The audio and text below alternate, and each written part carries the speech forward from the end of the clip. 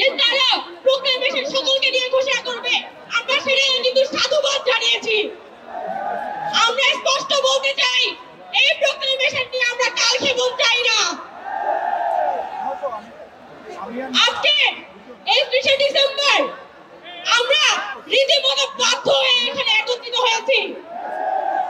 গত 5 আগস্টের পরে নতুন বাংলাদেশের রূপ তখনই সফল হইত যদি আলোচনার টেবিলে সবকিছু থেকে সমাধান আসতো। কিন্তু আমরা দেখতে পাচ্ছি যে আলোচনার টেবিলে কোনো সমাধান আসে না।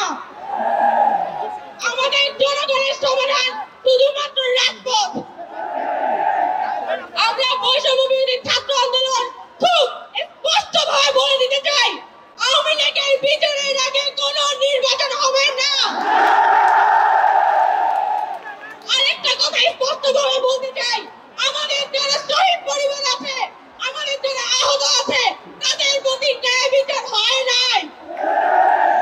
এই মানুষগুলোর প্রপার ট্রিটমেন্ট, তাদের পুনর্বাসন হইতে হবে এবং সরকার সম্পূর্ণ দায় নিয়ে এই পরিবারগুলোর সেফটি, যার হাত চলে গেছে, পা চলে গেছে, যার চোখ চলে গেছে, তার সেফটি সরকারকে দিতে হবে।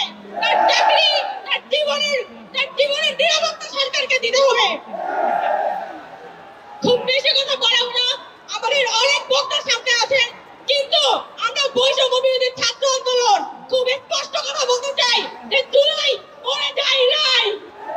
আমরা জুলাইয়ের স্পিরিট নিয়ে এখনো পর্যন্ত রাস্তায় আছি এবং